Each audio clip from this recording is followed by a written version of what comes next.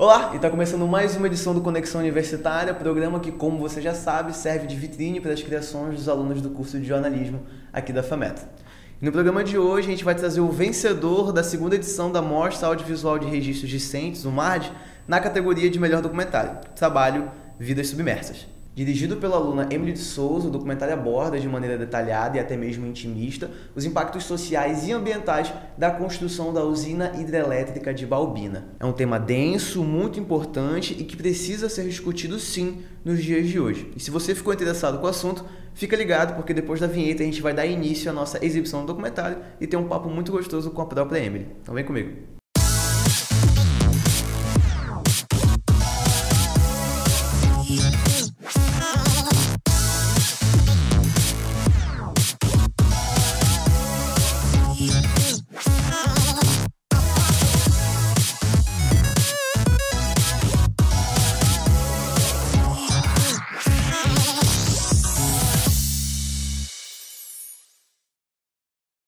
A barragem de Balbina foi construída efetivamente entre 1985 e 1989 e tinha o objetivo de prover energia renovável para a cidade de Manaus. Entretanto, ela é conhecida hoje em dia como o maior pesadelo hidrelétrico da Amazônia, não só porque deu errado, como também por conta de todos os impactos ambientais que ela causou na região em que foi construída. Para vocês terem noção, a construção da usina alagou uma área equivalente à cidade de São Paulo e mais um pouco, para ser específico, 1,6 vezes a capital paulista. A jornalista Emily de Souza, a aluna que dirigiu, roteirizou e produziu o documentário sozinha, cresceu sentindo os impactos dessa construção de perto, já que a sua família vivia no ramal da Morena, uma das áreas mais afetadas pela construção da usina hidrelétrica de Balbina. Foi justamente essas memórias de dor e angústia que serviram como ponto de partida para a idealização desse documentário, não foi, Emily? Sim, foi isso mesmo. A minha família sempre morou lá, né, desde que o meu avô veio do Nordeste, ele e minha avó. Então eles ganharam, né, um espaço ali, porque eles poderiam morar na Vila de Balbina, mas como tem a questão das classes sociais divididas na Vila de Balbina, o meu avô preferiu ter um terreno, né, que ele pudesse construir uma casa do gosto dele, porque lá as casas são definidas por classe e cada pessoa aceita basicamente a forma que elas são construídas. Então meu avô preferiu, né? E foi um pouquinho mais isolado, um local um pouco diferente da vila, porque a vila teve acesso, por exemplo, à água, eletricidade, um pouco mais frequente, um pouco mais cedo, né? Por conta da hidrelétrica, enquanto os outros lugares não. Bom, eu acho que agora você já deve estar bem curioso para conferir esse trabalho, então fica sentadinho aí porque a gente vai dar início agora à nossa exibição do documentário Vidas Submersas, da Emily de Souza. Um triste exemplo é a usina hidrelétrica de Balbina, localizada a 180 quilômetros ao norte de Manaus, no rio Uatumã. Sinônimo de desperdício de dinheiro público e impiedosa agressão à natureza e ao homem, Balbina simplesmente não vai funcionar. O imenso lago da hidrelétrica não terá forças para mover as turbinas. Na tentativa de evitar o completo fracasso da obra, os técnicos já planejam desviar um outro rio para ajudar o Uatumã na tarefa. Balbina é um exemplo maior de destruição e morte. Destruição e morte.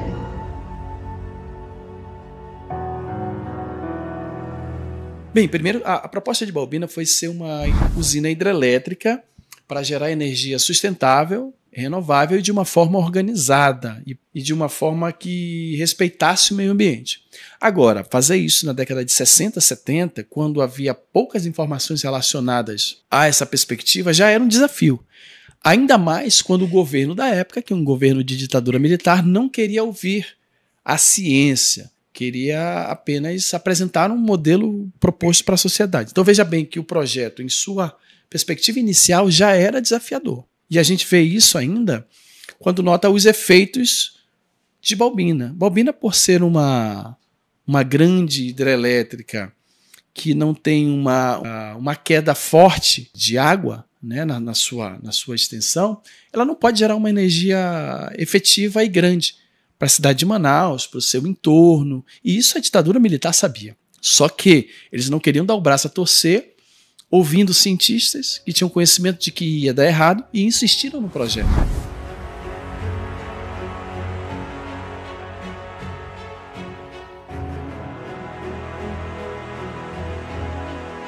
Construtora André Gutierrez. Balbina também tudo contra aí. Tem aquelas casas tudinho colégio de criança lá para cima. A máquina que eu operava era 26 HP. Não tinha quem quisesse ela, porque tinha medo de morrer. A máquina dava e bater no cara. Aí, certo que naquela época, eu tirava seis carradas de madeira. Todo dia eu serrava carrada e meia de madeira. Quando era no outro dia, eu terminava. O governo militar autoritário defendeu muito Balbina, inclusive se utilizando da propaganda do rádio, de propagandas de TV e de impresso. Essa defesa de Balbina foi desmedida, porque Balbina foi um erro. Eu vi o compadre Antônio Bezerra chorando. Morreu uma filha dele. Se ele quis tanto dar as costas aqui, eu vi o compadre Antônio Bezerra chorando com o caixão de levar a criança. Aí ele disse, nunca mais no mundo eu vou chamar de um lugar para um lugar desgraçado como ele. Bem, veja bem, Manaus hoje consome em média perto de 900 megawatts. Então imagina, perto de 900 megawatts. Balbina representa de 100 a 110, isso dá em torno de 10, 12, 13, 15% no máximo. Quando está numa potência firme, Balbina representa. Ou seja, muito pouco por um gasto excepcional de $1 bilhão para a época. Então, vemos aí que é um problema que está posto e ainda não resolvido dentro de um cenário histórico amazônico. Bom, me chamo Carol Monteiro, faço parte do movimento de atingidos por barragem. Sou a terceira geração, né, de 5 gerações que permanecem no mesmo território. Primeiro que ela começa na construção, a gente estava ali no final da ditadura, então começa a idealização dessa hidrelétrica. O que eu vou falar eu não posso provar, né? Mas eu acho que era uma forma de tentar ganhar dinheiro, né? Porque a gente sabe que foi superfaturado. Não tem como provar, mas a gente sabe que foi superfaturado. O que aconteceu com os indígenas não foi nada amigável, não teve conversa, não teve consenso, não teve nada disso, é tudo mentira. Os índios foram assassinados para poder abrir a estrada, foram assassinados até o último momento que dava para assassinar. A gente sabe das histórias de matar eletrocutado, de usar agente laranja. Então, assim, são histórias absurdas que ninguém quer falar, ninguém quer contar. Mesmo porque assim, a gente vive num país onde a lei diz que para eu falar algo eu tenho que ter como provar. Então, como eu não tenho como provar isso, né, fica difícil de falar. As principais questões relacionadas a Balbina é que ela tem um lago muito grande, a montante, e tem uma geração energética muito pequena. Isso gerou problemas na biodiversidade e uma enorme morte de árvores. Balbina é um paliteiro, né? É uma morte excepcional, grandiosa, quase que imensurável de árvores. São milhares de árvores que morreram, não tem a menor condição de regeneração. Pessoas atingidas por barragem e ainda da população indígena Waimiri-Atuari, que na justa época de construção de Balbina, na época da ditadura, ainda teve que enfrentar um morticínio enorme das suas populações. Teve uma fragmentação de sua memória étnica, uma fragmentação da sua hierarquia clânica e de suas cosmologias. Isso é um problemão, porque como remediar isso? Foi até criado um programa, o Waimiri-Atuari, que tentou remediar, em certa medida conseguiu, mas os desafios ainda são grandes. Tem medo de morrer, né? A maior perca ambiental, desastre ambiental, aqui, eu acho que na Amazônia Legal, foi a barragem de Balbina. Quando eles fizeram a barragem, essas águas ficaram localizadas só num canto, que era todas as madeiras, por exemplo, cedro, mogno, todas as madeiras, eles ficaram lá no fundo d'água. E aquele ali, ele torna uma poluição. Quando soltaram água para cá, vinha matando os peixes. Mataram os peixes todinhos aqui. Depois desse aí, foi 6 anos para poder aparecer um peixe. E o peixe que apareceu aqui era o loló. Em relação aos Waimiri, o que aconteceu de mais problemático foi, primeiro, a manutenção da sua população. Muitos morreram, muitos foram assassinados e muitas doenças acabaram gerando a morte de muitas pessoas. Tá? A população Waimiri-Atuari foi reduzida muito mesmo, para cerca de 25% do seu total. ou seja, entrou num processo de perigo de extinção. Muita gente da minha família trabalhou na época na construção da hidrelétrica. Eu posso dizer assim que, cara, porque quando eu falo assim que eu lembro dos índios sendo mortos, né, e tudo aquela questão que eu te falei de botar o fio, aí vinha um índio ser eletrocutado, aí vem o segundo, vem o terceiro, de morrer 12, 15 índios de uma vez só. É surreal de estar falando isso, mas aconteceu de verdade, foram dizimados. O vovô deixou de ser chefe da segurança porque ele era uma pessoa boa. Que me causou espanto, porque geralmente quando você é uma pessoa boa, você permanece no seu trabalho, né? Ele falou que o vovô não queria matar, que tinha que matar índio, tinha que matar gente. Inclusive trouxe capataz de outro estado que era para fazer. Uma coisa interessante que ele falou que se algum dia o Atumã secasse, ia ter mais esqueleto dentro do rio do que no cemitério de Figueiredo. Então isso para mim foi uma mensagem bem clara, né? Então, ele ainda falou como é que era, matava, furava a barriga, amarrava a pedra no pescoço e outra no pé e jogava no rio. É uma história muito triste. Você imaginar que pessoas foram mortas. E assim, imagina, se hoje a gente ainda é considerado estar num local distante, imagina há 40 anos, né? Como é que... E essas pessoas que nunca voltaram para sua casa e ninguém teve notícia. E talvez esteja aí. Na medida em que a gente é de uma ou de outra classe social, essas opiniões acerca da questão de Baubina acabam aparecendo. Olha, na época quando em 76 eu ainda estava no centro de operação e a gente vinha para cá, e também nativa na polícia na época, da Rádio Patrulha e depois foi para o bombeiro, que eu trabalhava, passei a passar no bombeiro, e vi o pessoal da rodoviária vir para ir para a BR, fazer guarnição e tal. Então veja bem, na época o que estavam fazendo essa parte da estrada foi morto um índio. Foi morto um índio por quê? Porque eles também atacavam na época os operários, que eram do batalhão de engenharia. Relaxa que o documentário ainda não acabou. O negócio é que agora a gente faz um pequeno intervalo, mas volta já já com mais um episódio de Conexão Universitária. Fica aí que a gente já volta.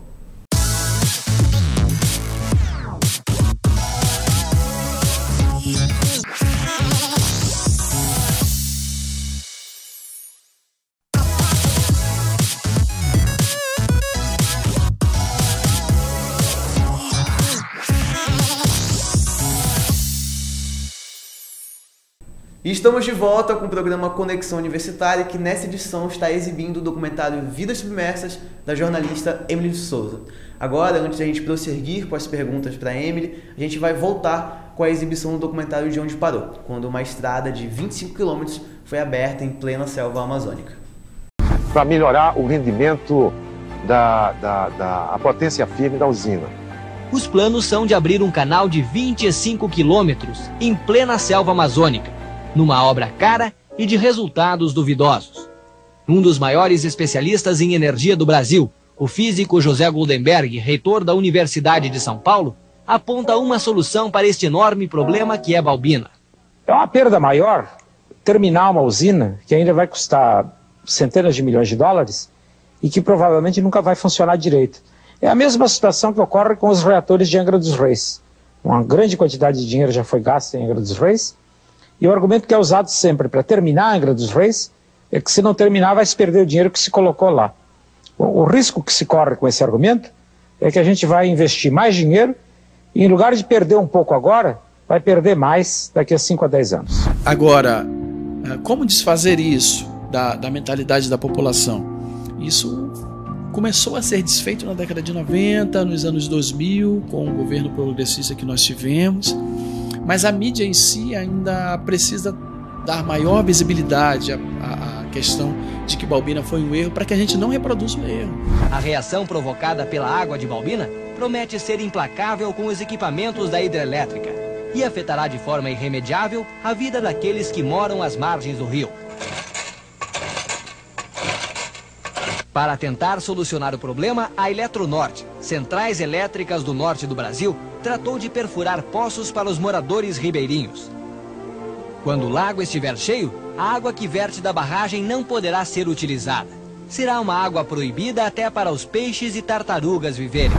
Antes da abertura, porque quando soltassem, né, a água que estava lá, ia transformar essa água numa água, né, suja, enfim, né, todo esse processo que a gente falou, de morte e tudo. Então eles entendiam que dentro do planejamento tinha que ter a construção de um poço artesiano para que a população tivesse água potável.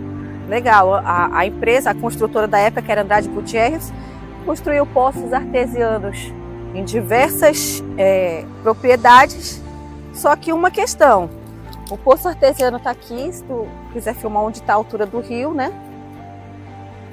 E na altura do Tucumanzeiro, acima da Cachorra é onde foi a água. Então esse poço aqui ficou submerso também. Então não serviu de nada no final das contas. Continuamos sem água potável na época do mesmo jeito. Quando se reuniu o conjunto de trabalhadores e trabalhadoras que foram orientados a manter atividade na obra, se dividiu entre Vilas Uaimiri e Vilas Atruari. É isso que você está falando. Então, na Vila de Balbina, foi feita uma segregação econômica, tá, na própria vila. Então, isso mostra o quanto era questionável, era controverso, era ambíguo o trabalho feito pelos governos militares, sobretudo o último, né, de Figueiredo, General Figueiredo, no que tange a Balbina, ou seja, segregava, na própria Vila de Balbina, segregava os trabalhadores, de quem ganhava mais e quem ganhava menos.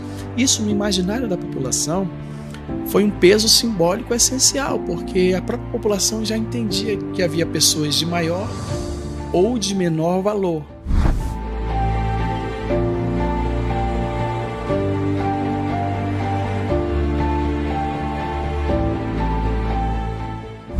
Não, nada, não tinha luz, aqui não tinha luz, não. Agora que falta luz. E a luz, quando se apaga a luz, faltou, né? Mas aquele tempo era no escuro mesmo. Se não tivesse um fósforo, não tinha. Como a gente não tem uma manutenção preventiva das redes, né? Agora, pleno 2023, começaram a trocar uns postes, algumas fiações que já tinham 40 anos. A gente, mesmo morando na beira da hidrelétrica, a gente passa perrengue com relação à falta de energia. Isso aqui é da vela que a gente estava há 4 dias sem energia. Voltou meia fase de energia, que a gente conseguia acessar a internet, alguma coisa ou outra, mas no geral não tem energia. Então é como se não tivesse energia, porque tu não tem uma energia que dê para tu ligar a bomba. Tá ali minha louça toda suja, que não tinha energia para puxar, né, a bomba, puxar água, e aí a gente fica limitado para tomar banho, né, para lavar louça, e o principal, que é a geladeira. As coitadas ali, mas minha carne chega a estar com um cheirinho ali estranho, a gente está com limão aqui para dar uma lavada, mas essa é a realidade daqui do Ramal da Morena.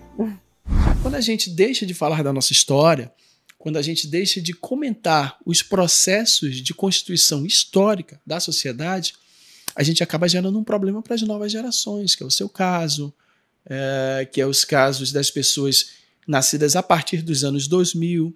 A gente tem tentado retomar isso com a justiça de transição.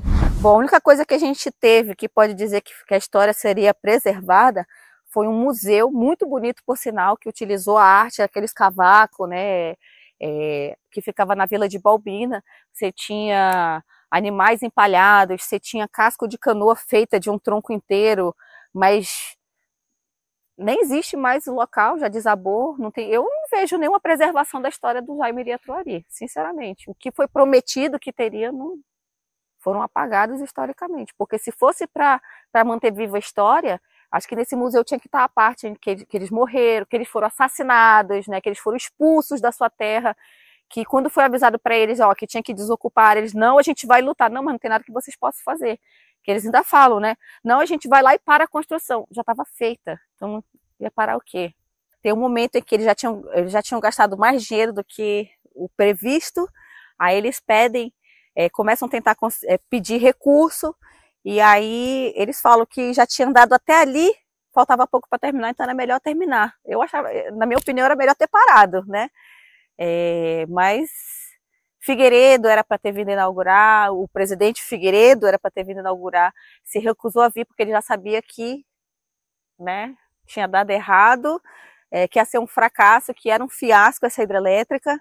Ele já tinha tido notícia disso, e a homenagem do nome dele de presidente Figueiredo ele pediu para retirar, e aí nos inventaram uma história de que é uma homenagem Terreiro Aranha, Figueiredo Terreiro Aranha, né? Mas a gente sabe que é mentira. Uma grande região será inundada sem consulta aos moradores e sem que se saiba os prejuízos que a obra irá trazer à natureza e à população. Isto ocorreu em Balbina, uma usina que o próprio governador do Amazonas, Amazonino Mendes, classifica de um erro irreparável. Assim, geralmente eles abrem, eles controlam, sobem em torno de 3 metros, assim. Em final de semana, no domingo, desce pra... Fica nesse nível aqui, entendeu? Esse nível seco.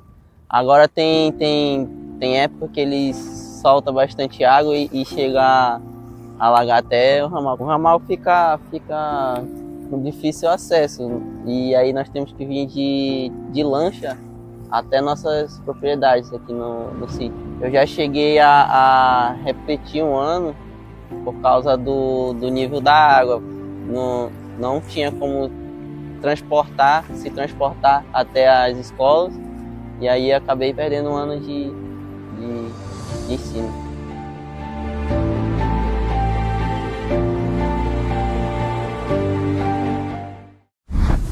Quando foi liberado para começar a encher, né, a barragem, o processo foi acontecendo, só que havia floresta, né, tinha toda uma cadeia de vida que tinha nessa área e elas foram alagadas. Então hoje, quando a gente pensa em todas as mortes que foram causadas de plantas, de animais, aí você vê o que representa as vidas submersas.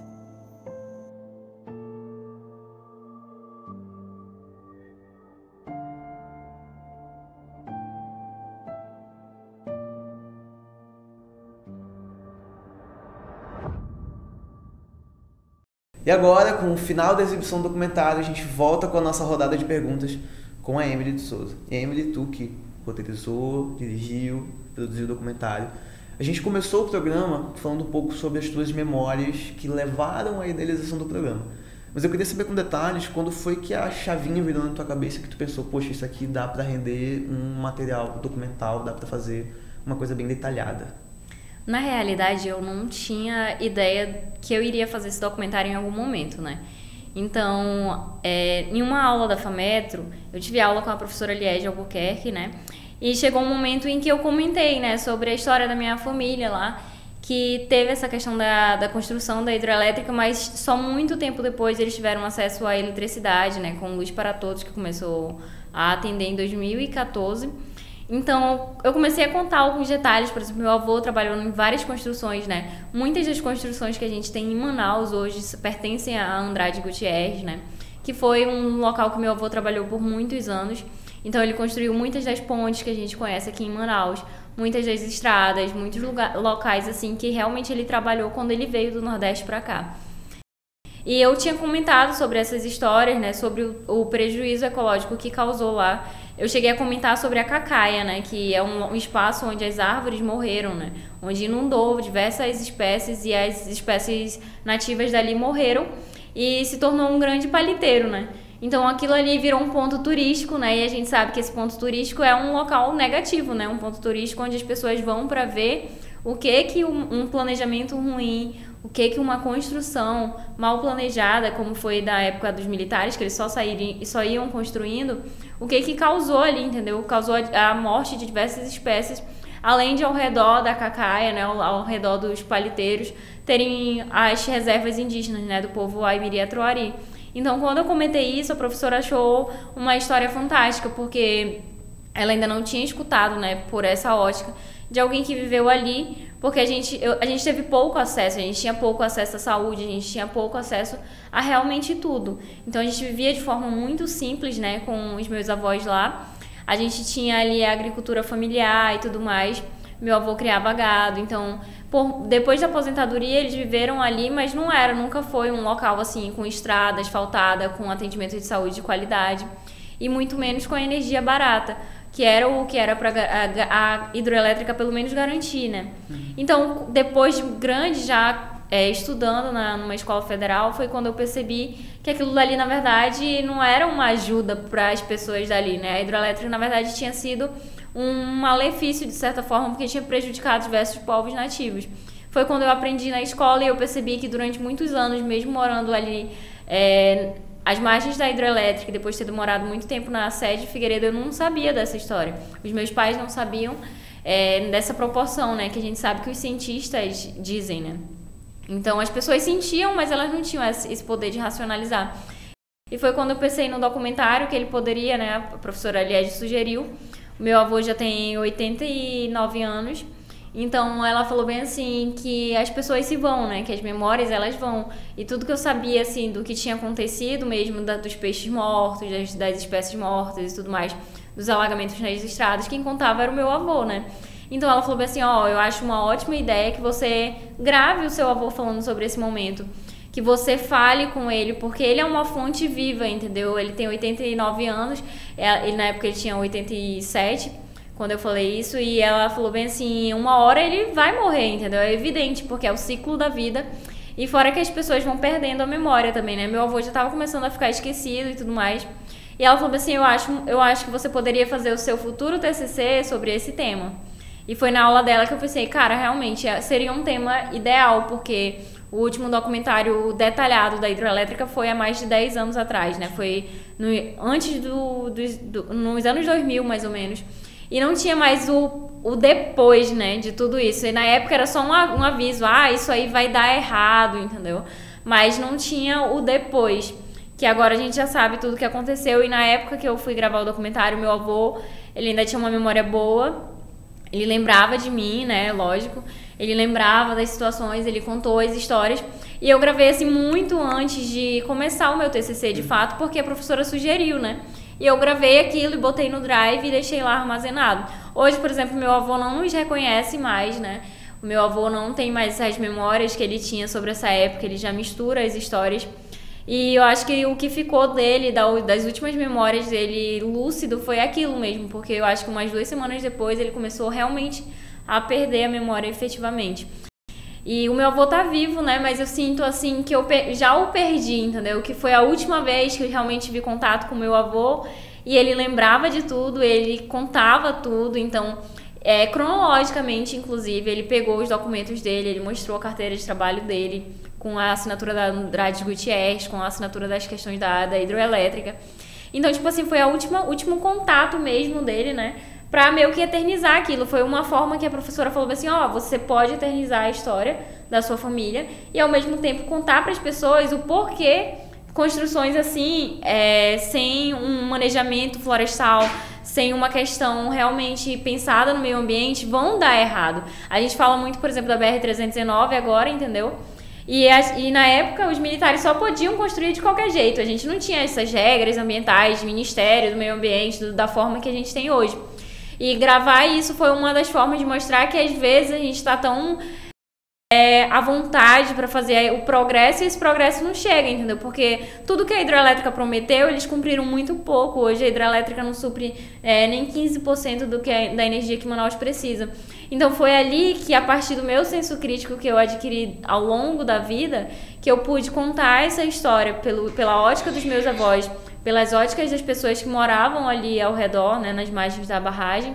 E também a versão positiva, né, e a negativa, porque é claro que lá tem muita gente também que conseguiu emprego, conseguiu uma casa graças à hidroelétrica. E é isso, depois dessa exibição de um documentário tão bem feito, tão relevante e importante de ser discutido, a gente vai finalizando mais uma edição do Conexão Universitária. Claro, Emily, se tu quiser falar mais alguma coisa pro público, divulgar tuas redes sociais, etc., à vontade. Nas minhas redes sociais, normalmente eu realmente vivo a minha vida pessoal, né? Então, as minhas redes sociais é Emily SBZ, mas lá eu realmente posto somente as coisas mais pessoais e eu divulgo algumas coisas, algumas matérias que eu faço pelo Acrítica e algumas coisas relacionadas ao documentário, alguns prêmios também, mas é mais assim, menos frequente, né, digamos. Mas pelo YouTube eu consigo colocar algumas produções que eu faço. Perfeito, então. É isso aí, a gente vai ficando por aqui hoje, mas não se preocupem porque a gente se vê numa próxima, claro, que com mais novidades para vocês que nos acompanham. Tamo junto, tchau, tchau.